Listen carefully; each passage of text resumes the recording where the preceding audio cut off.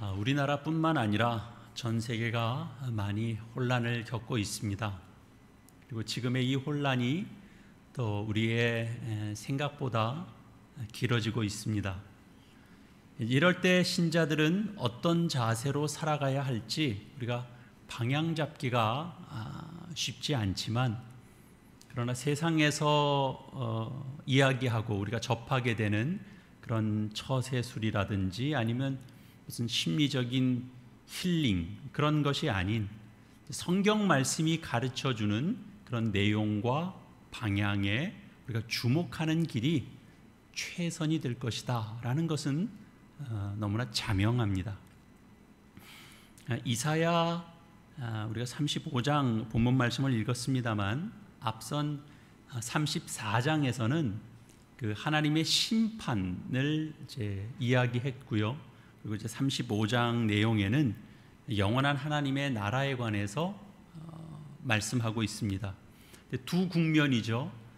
그러나 두 국면 모두가 우주의 통치자가 되시고 역사의 주인이신 하나님께서 이루어 가시는 그의 그 나라의 완성을, 하나는 심판의 측면에서, 또 다른 하나는 그 자녀들에게 허락하시는 복된 영생의 측면에서 이렇게 다루고 있는 것입니다.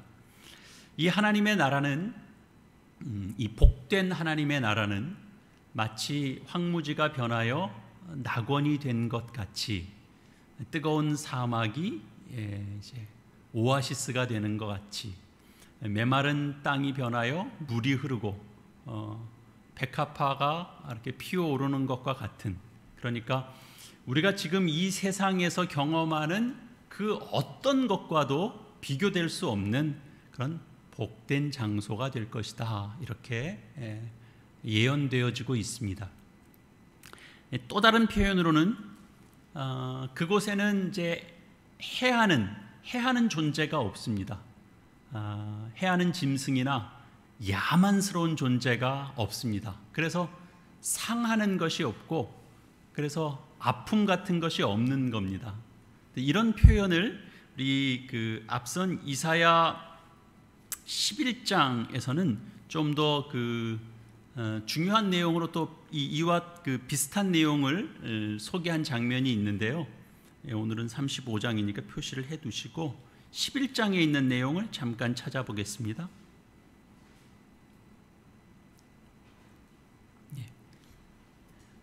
앞으로 가셔서 이사야 11장 6절 이하의 말씀입니다. 그때에 이리가 어린 양과 함께 살며 표범이 어린 염소와 함께 누우며 송아지와 어린 사자와 살진 짐승이 함께 있어 어린아이에게 끌리며 암소와 곰이 함께 먹으며 그것들의 새끼가 함께 엎드리며 사자가 소처럼 풀을 먹을 것이며 젖먹는 아이가 독사의 구멍에서 장난하며 젖된 어린아이가 독사의 굴에 손을 넣을 것이라. 내 거룩한 산 모든 곳에서 해됨도 없고 상함도 없을 것이니 이는 물이 바다를 덮음같이 여호와를 아는 지식이 세상에 충만할 것임이니라. 그런데 여기 이 거룩한 산, 하나님께서 만드시는 그 복된 나라에 해됨도 없고 상함이 없는 이유를 이 하반절에서 뭐라고 설명하고 있냐면 이렇게 되어 있죠. 이는 물이 바다를 덮음같이 여호와를 아는 지식이 세상에 충만할 것임이니라, 이렇게 되어 있습니다. 그러니까 여호와를 아는 지식이 이 나라를 해됨과 상함이 없는 곳으로, 그리고 사막이나 광야 같은 그런 어떤 그 황무지, 불모지가 없는 곳으로 만드는 이유가 된다고, 이렇게 지금 성경이 이야기하고 있습니다. 하나님을 아는 지식, 그것은 무엇일까요? 우리가 신약의 그 요한복음에서 나오는 하나의 정의 속에서도 보면 영생은 곧 유일하신 참 하나님과 그가 보내신 자 예수 그리스도를 아는 것이니이다, 이렇게 정의한 바가 있습니다. 그러니까 그것은 그냥 단순히 정보적인 차원에서 하나님에 대한 지식을 알려주시는 것, 그런 것은 아닐 겁니다. 그냥 단순히 하나님은 어떤 분이냐, 그런 정도를 말하는 것이 아닌 거죠. 제가 그 호세아서에 있는 말씀 한 곳을 제가 읽어드리겠습니다. 호세아 4장 1절에서 3절까지 말씀인데요. 이스라엘 자손들아, 여호와의 말씀을 들으라. 여호와께서 이 땅 주민과 논쟁하시나니 이 땅에는 진실도 없고 인애도 없고 하나님을 아는 지식도 없고 오직 저주와 속임과 살인과 도둑질과 가늠 뿐이요 포악하여 피가 피를 뒤이음이라. 그러므로 이 땅이 슬퍼하며 거기 사는 자와 들짐승과 공중에 나는 새가 다 쇠잔할 것이요 바다의 고기도 없어지리라. 이스라엘을 책망하는 내용이거든요. 이스라엘의 범죄함을 인해서 이제 그들을 심판하게 될 것이라 라고 이제 경고하는 내용인데요. 여기에 어떤 표현이 등장하느냐 하면 결국 그 하나님의 심판의 결과가 말하자면 어떻게 되느냐, 사막과 황무지를 만들어낸다라는 것입니다. 그래서 그 땅이 슬퍼하고 거기 사는 자와 들짐승과 공중에 나는 새가 다 쇠잔할 것이고 그리고 바다의 고기도 없어질 것이다, 이렇게 되어 있습니다. 우리가 이렇게 이해하고 있고 그리고 성경이 묘사하고 있는, 오늘 우리가 이제 이사야서 본문 말씀 35장에서 묘사했던 하나님께서 완성하실 그의 나라, 그 천국을 묘사하는 것과는 어떻게 됩니까? 정반대의 모습이죠. 그런데 이런 심판을 초래하는 이유가 뭐냐 하면 그 땅에 진실이 없고 인애가 없고 하나님을 아는 지식이 없다, 이렇게 되어 있는 겁니다. 그러니까 하나님을 아는 지식과 인애와 진실이라고 하는 것은 사실은 각각 다 다른 내용이 아니라 사실은 같은 내용입니다. 같은 내용의 다른 표현과 같습니다. 하나님을 안다라고 하는 것은 그래서 하나님은 인애와 진실이 가득하신 분이시다, 이렇게 이해하는 것이고요. 동시에 하나님은 그런 통치자이시다, 우리가 이렇게 이해하는 것과 같습니다. 이제 말씀 한 곳 더 찾아볼 텐데요. 이사야에 있는 말씀 다음에 있는 말씀이 예레미야서거든요. 예레미야 말씀 9장 말씀도 한번 찾아보겠습니다. 예레미야 9장 말씀입니다. 예레미야 9장 23절 이하의 말씀입니다. 구약성경 1066페이지입니다. 23절 이하의 말씀 읽습니다. 여호와께서 이와 같이 말씀하시되 지혜로운 자는 그의 지혜를 자랑하지 말라. 용사는 그의 용맹을 자랑하지 말라. 부자는 그의 부함을 자랑하지 말라. 자랑하는 자는 이것으로 자랑할지니 곧 명철하여 나를 아는 것과 나 여호와는 사랑과 정의와 공의를 땅에 행하는 자인 줄 깨닫는 것이라. 나는 이 일을 기뻐하노라. 여호와의 말씀이니라. 여호와의 말씀이니라. 보라, 날이 이르면 할례 받은 자와 할례 받지 못한 자가 다 벌하리니 곧 애굽과 유다와 에돔과 암몬 자손과 모압과 및 광야에 살면서 살적을 깎은 자들에게라. 무릇 모든 민족은 할례를 받지 못하였고 이스라엘은 마음의 할례를 받지 못하였느니라 하셨느니라. 여기 이제 23절 이하에서 있는 이런 내용들이 결국은 하나님은 인애와 공평과 정의를 땅에 행하는 자다라는 내용이죠. 이것을 곧 하나님을 아는 것이라 하고 이렇게 이야기하고 있는 겁니다. 하나님이 어떤 분이신 줄 아느냐?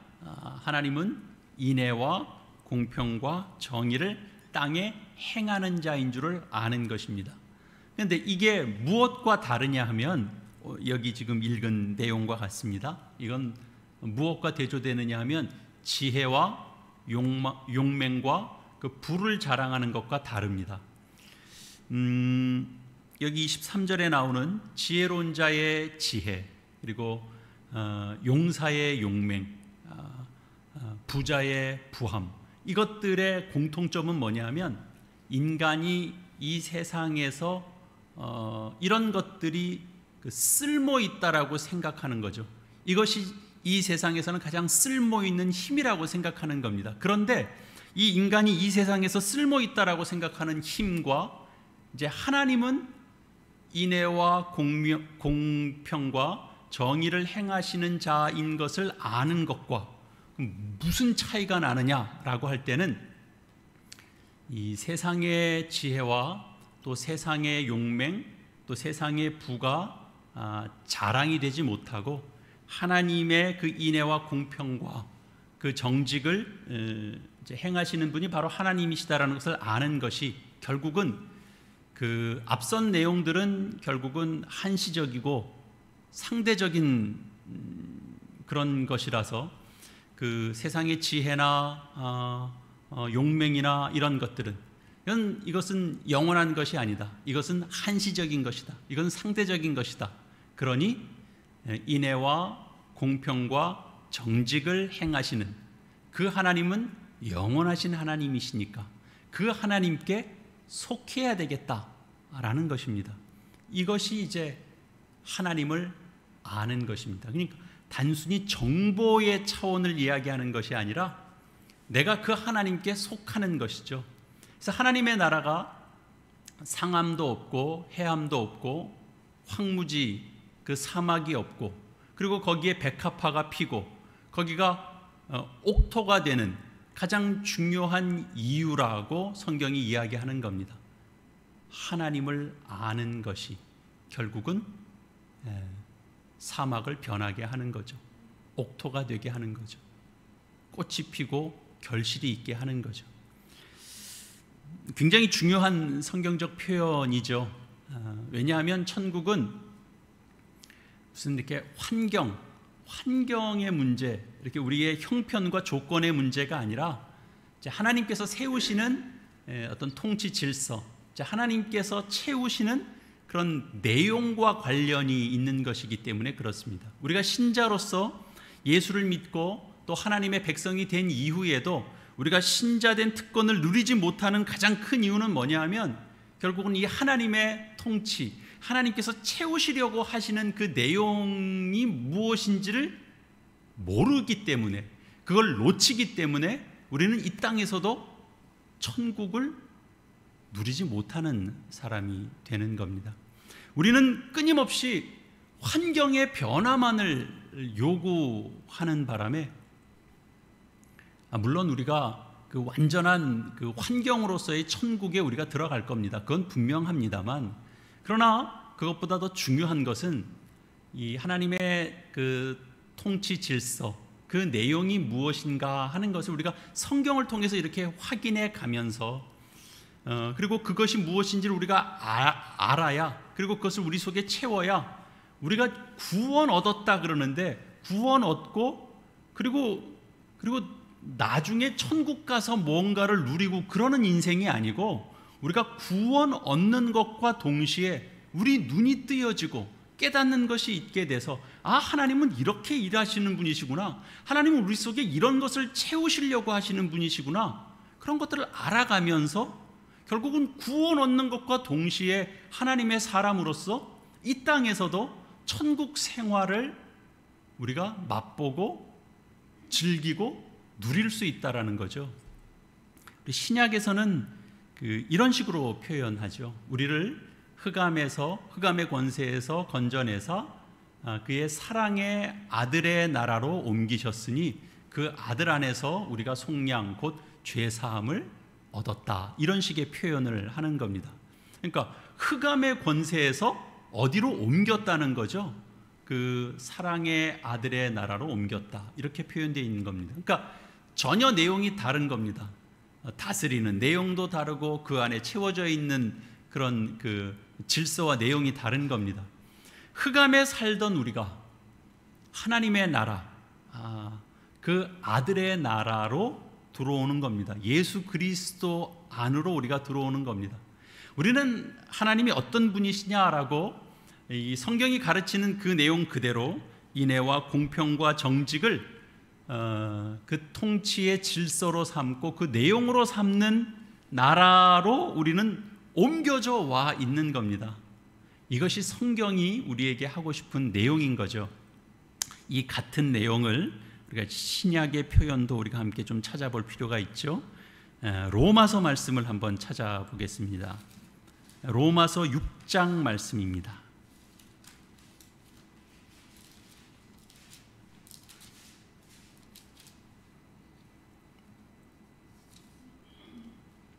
로마서 6장 17절 이하의 말씀입니다. 로마서 6장 17절 이하의 말씀입니다. 하나님께 감사하리로다. 너희가 본래 죄의 종이더니 너희에게 전하여 준 바 교훈의 본을 마음으로 순종하여 죄로부터 해방되어 의에게 종이 되었느니라. 너희 육신이 연약함으로 내가 사람의 예대로 말하노니 전에 너희가 너희 지체를 부정과 불법에 내주어 불법에 이른 것 같이 이제는 너희 지체를 의에게 종으로 내주어 거룩함에 이르라. 너희가 죄의 종이 되었을 때는 의에 대하여 자유로웠느니라. 너희가 그때 무슨 열매를 얻었느냐? 이제는 너희가 그 일을 부끄러워하나니 이는 그 마지막이 사망임이라. 그러나 이제는 너희가 죄로부터 해방되고 하나님께 종이 되어 거룩함에 이르는 열매를 맺었으니 그 마지막은 영생이라. 죄의 삭은 사망이요 하나님의 은사는 그리스도 예수 우리 주 안에 있는 영생이니라. 구원을 설명할 때 이렇게 이야기하는 겁니다. 너희가 옛날에는 불법에 있었고 사망 가운데 있었다. 그때는 너희가 열매를 맺을 수가 없었다. 너희가 가진 모든 지식으로는 그냥 사망으로 끝나고 헛된 것으로 끝나는 그런 질서 속에 있었다. 이렇게 이야기하는 겁니다. 그러니까 너희가 그 불법의 세계 속에 있을 때는 그 끝은 사막이고 그 끝은 황무지고 더러움이고 헛된 것일 수밖에 없는 그런 질서와 통치 속에 있었다. 그런 거죠. 그러나 이제 너희가 구원을 얻어서 이제 너희가 어디에 있냐 하면 거룩함에 이르는 열매를 맺는 그런 영생의 구원을 얻었다. 이렇게 설명하는 겁니다. 그러면 거기에는 피어나는 게 있고 결실하는 게 있고 거기에는 물이 흐르고 생수의 강이 흐르고 꽃이 피고 그럼 열매를 맺을 수밖에 없는 겁니다. 거기가 사막이라 할지라도 거기가 메마른 땅이라 할지라도 우리의 구원은 놀라운 겁니다. 우리는 이 구원 문제에 대해서 굉장히 좁은 의미로만 우리가 구원을 이해하는 경우가 많죠. 그냥 그 죄와 사막에서 구원함을 얻어서 이제 우리는 지옥 가지 않는 인생이 됐다. 우리는 나중에 죽어 천국에 이른다. 거기에는 영원한 생명이 있다. 우리는 천국 간다. 예수 믿고. 맞는 말입니다. 전혀 틀린 내용이 하나도 없습니다. 그러나 성경은 이런 표현에 대해서 좀 더 나아간 그런 부분들을 설명하는 데에 훨씬 더 많은 부분을 할애하고 있습니다. 오늘 우리가 살펴본 바와 같이 우리가 죄와 사망 가운데 있었던 곳에서는 우리는 아무것도 생산적이거나 의미가 있거나 가치가 있거나 그런 열매를 맺는 일을 할 수가 없었다. 왜냐하면 그때는 우리가 다 죽을 수밖에 없는 것, 사망의 질서, 더러워질 수밖에 없는 것, 서로 해하면서 살 수밖에 없는 것, 그런 질서 속에 있었기 때문에 그렇다. 그렇게 설명하고 있죠. 그러나 구원을 얻음으로 해서 우리는 이제 무엇을 하든지 영생의 열매를 맺게 되는 그런 자리에 오게 된 것이다. 우리는 꽃 피울 수 있는 인생을 살고 있고 그래서 우리는 열매 맺을 수 있다라는 것입니다. 왜냐하면 물이 흐르고 하나님의 의로운 통치가 있고 하나님께서 복 주시고 하나님이 세우는 질서를 따라서 우리를 살게 하시고 그 안에 허락하시는 복이 채워지기 때문이다. 이렇게 설명하는 거죠. 이게 구원이라는 것입니다. 저는 우리 교우 모두가 이게 성경이 이렇게 이끌어 가려고 하는 바로 이런 질서를 따라서 구원 얻은 자의 복됨을 더 많이 누리고 더 많이 듣고 더 많이 경험하고 그래서 겪은 것을 더 많이 간증하는 그런 복된 인생을 살아갈 수 있기를 정말 간절히 바랍니다. 근데 대부분 간증 그러면 내가 얼마나 죄를 많이 과거에 졌는가, 내 인생이 얼마나 참 과거에는 희망 없는 삶을 살았는가. 근데 이제 그런 인생을 살 때 하나님이 정말 어떻게 이렇게 극적으로 나를 이렇게 건져 주셔서 내가 이렇게 신자가 되고 하나님의 백성이 되었는가, 이제 그 내용을 전하는데 우리는 이제 많은 부분을 할애하죠. 뭐 이것도 뭐 틀린 얘기 아닙니다. 다 맞는 얘기고 그리고 필요한 내용입니다. 당연히 그런 내용이 담겨져 있어야 됩니다. 그러나 우리가 구원을 이야기하려고 하면 과거에 우리가 참 얼마나 헤매는 인생을 살았는가, 뭐 그것도 중요하죠. 그러나 그 삶에서 벗어나온 달라진 지금의 이야기, 과거에 비교해서 상대적으로 지금 변화된, 지금 변화를 겪고 있는 그런 나에 대한 것, 그런 이해가 없으면 그러면 안 되는 거죠. 우리가 새롭게 변화된 나의 모습에 대하여 이렇게 나눌 것이 있고 간증할 것이 있어야 되는 겁니다. 그 이야기를 하는데 우리는 훨씬 더 많은 시간들을 우리가 사용할 수 있어야 되는 겁니다. 그렇지 않으면 꼭 무엇과 같게 되느냐 하면 출애굽한 이스라엘 백성들이 광야에서 불평하잖아요. 이 광야에서 이 떠돌이 생활을 할 바에는 왜 나왔느냐 이렇게 따져 묻죠. 출애굽한 이스라엘 백성들로부터 모세가 늘 듣던 불평이 바로 그것이었죠. 우리가 비록 애굽 땅에서는 종노릇했지만 그래도 거기서는 우리가 잘 먹었다, 먹는 걸로 걱정하지는 않았다. 이것도 먹고 저것도 먹었다, 고기도 먹고. 그러나 지금은 뭐 이렇게 자유를 향한 이렇게 우리가 나왔는데, 뭐 대단한 게 있을 줄 알고 나왔는데 아침에도 만나, 점심에도 만나, 저녁에도 만나, 그 다음날 아침도 만나, 점심도 만나. 지겹다는 거죠. 이제는 이것만 먹고는 못 살겠다는 거죠.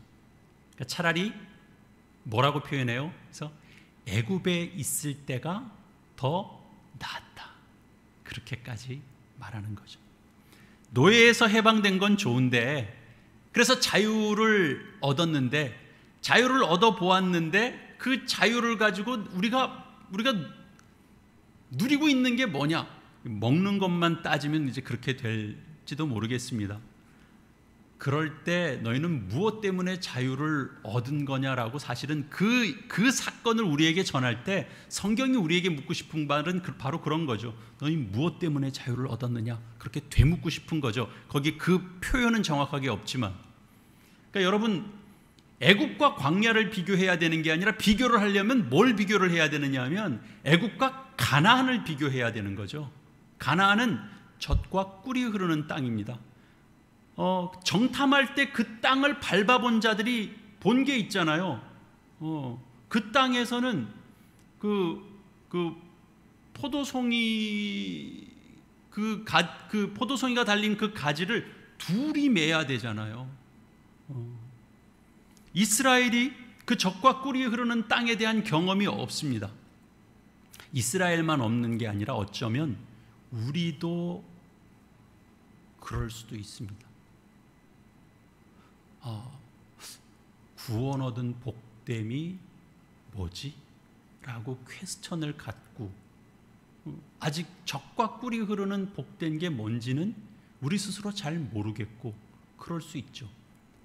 환경에만 우리가 눈을 돌리고 있을 때는 젖과 꿀이 흐르는 것 이전에 사실은 하나님의 어떤 그 통치에 있어서 젖과 꿀이 흐르고 있다는 걸 우리가 전혀 경험하지 못하면 눈에 보이는 환경 속에서만 아니 뭐가 도대체 젖과 꿀이 흐르는 거야? 라는 걸로 우리는 계속 불평할 수밖에 없습니다. 우리의 삶은 영생으로 나아가야 됩니다. 그 영생은 그냥 무한대의 그 생명이 계속 이어지는 그런 영생이 아니라 결실하는 인생으로 나아가야 되는 거죠.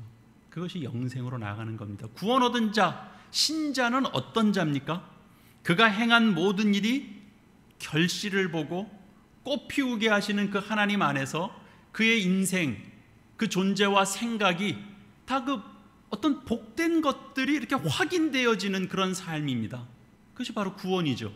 그러니까 이쪽을 이야기하지 않으면 자꾸 우리 옛날에 내가 얼마나 많은 죄를 지었는데 내가 이런 죄도 짓고 이런 죄도 지었는데 지금은 내가 구원받았다, 이 말만 하는 거죠. 과거의 내용만 열심히 나열하고 그래서 지금은 구원 얻어서 너의 삶이 얼마나 복된데 라고 얘기할 때는 아직은 이제 보이지 않는 거죠. 그건 이제 죽어서 하나님의 그 영원한 세계에 들어가서 경험하는 그런 내용처럼 밀려져 있을 수 있다는 거죠. 우리가 기쁘다고 말하는데, 감사하다고 말하는데 뭐가 기쁜지, 뭐가 감사한지 현실에서는 다른 것으로는 잘 표현이 안 되는 거예요. 손에 잡히고 눈에 보이고 그런 게 없으면 뭐가 감사하지? 이렇게 우리 스스로 되묻게 되는. 우리는 오늘도 우리가 승리를 경험해야 되고 오늘도 우리는 복된 것을 누려가야 됩니다.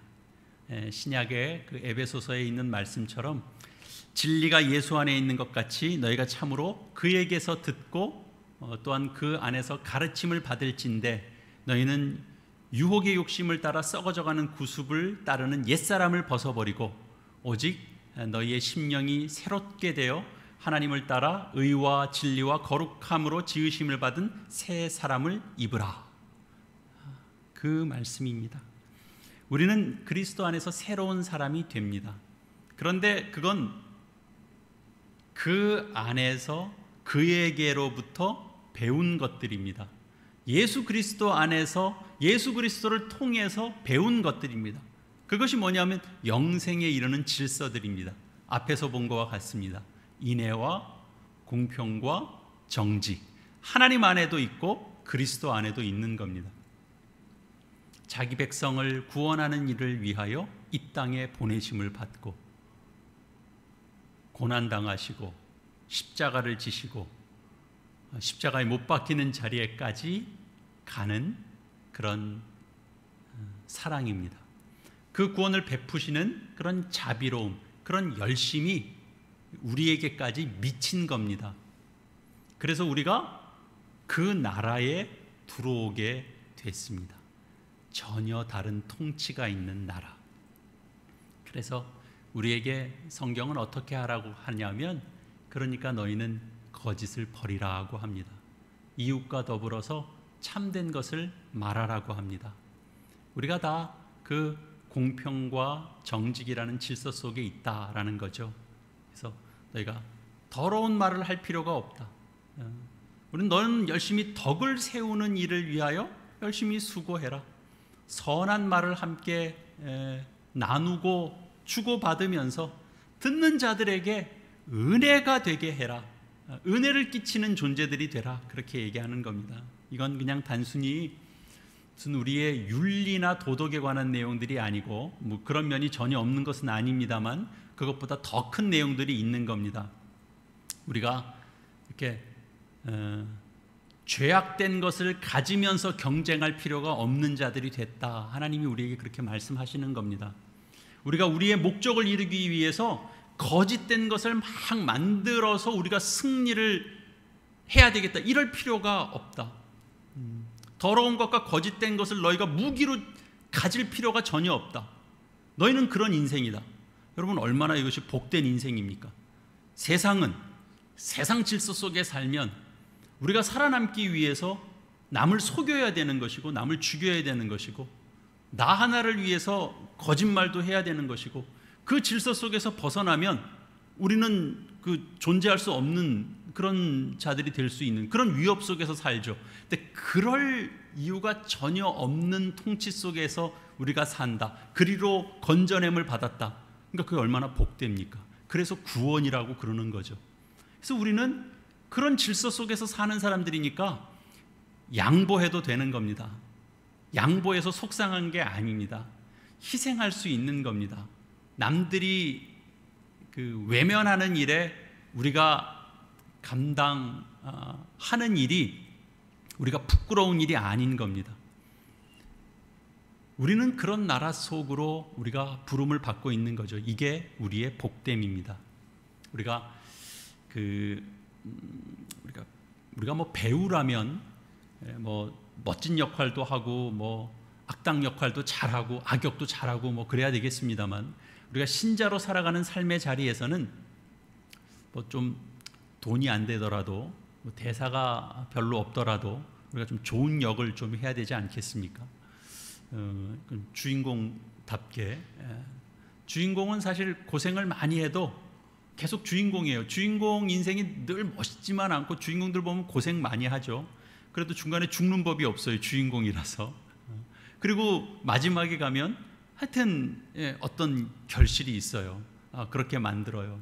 우리가 그 역할을 할 수 있고, 하나님은 우리를 그렇게 만드신다라는 겁니다. 결말에 가면 그런 반전도 있는 것이 주인공의 몫이잖아요. 우리 신자의 인생도 그런 겁니다. 그것이 우리의 구원입니다. 요 며칠 전에 최근에 자전거를 열심히 타시는 동료 목회자 한 분이 제게 사진 한 장과 카톡 문자를 보내셨어요. 거기에는 이미지는 뭐였냐면 서울 근교 지도가 이렇게 있는데, 거기 이렇게 뭐 빨간 줄로 이렇게 무슨 코스 같아요. 이렇게 하나 그려져 있는 사진 한 장하고, 카톡의 문자는 뭐라고 왔냐면 멧돼지 한 마리 잡았어, 이렇게 딱 온 거예요. 그래서 언뜻 이해가 잘 안 됐어요. 근데 나중에 이제 보니까 그게 이제 서울을 중심으로 해서 구리, 저기 위에 하남, 그리고 아래로는 무슨 경기도 광주, 성남, 이렇게 돌아서 다시 이제 서울 강남권으로 이렇게 돌아오는 코스. 그 빨간 선으로 그려진 그림이 희한하게 이렇게 멧돼지 모양이랑 똑같더라고요. 약간 이제 구리 쪽, 하남 쪽 갈 때는 살짝 꼬리도 생기고. 아하, 이제 제가 알았죠. 그래서 종종 이렇게 이 멧돼지 잡으러 가냐고 그랬더니 코스마다 명칭이 다 다르답니다. 다음엔 잉어 잡으러도 가고, 다음엔 거북이 잡으러도 가고, 그렇게 얘기하시더라고요. 무슨 그 멧돼지길, 잉어길, 그게 뭐 없던 길입니까? 다 있던 길입니다. 예전에도 다 있었던 길인데 그들에게는 이제 멧돼지 잡는 코스가 됐습니다. 다 열심히 잘 몇 시간 해서 돌고 오면 멧돼지 한 마리 잡은 그런 만족을 아마 누리시겠죠. 사랑하는 교회 여러분, 하나님은 우리가 메마른 땅이 아닌, 처음부터 물이 흐르고 처음부터 오아시스로 가득 넘쳐나는 그런 광야를 경험하게 하시겠다는 게 아닙니다. 광야는 우리가 아는 광야입니다. 메마르고 척박하고 거기엔 뭐가 생명 있는 게 만들어질 수 없는 그 광야입니다. 근데 그 광야를 하나님이 새로운 곳이 되게 만드시겠다라고 얘기하는 겁니다. 우리가 기대하지 못했던 것을, 정말 척박했던 곳, 정말 지긋지긋했던 곳, 그 지긋지긋한 상황, 그 상황, 또 그 현장, 거기를 무슨 멧돼지 잡듯이 그 척박한 곳이 유원지가 되게 하는 그런 일을 하나님이 하시겠다라고 하는 겁니다.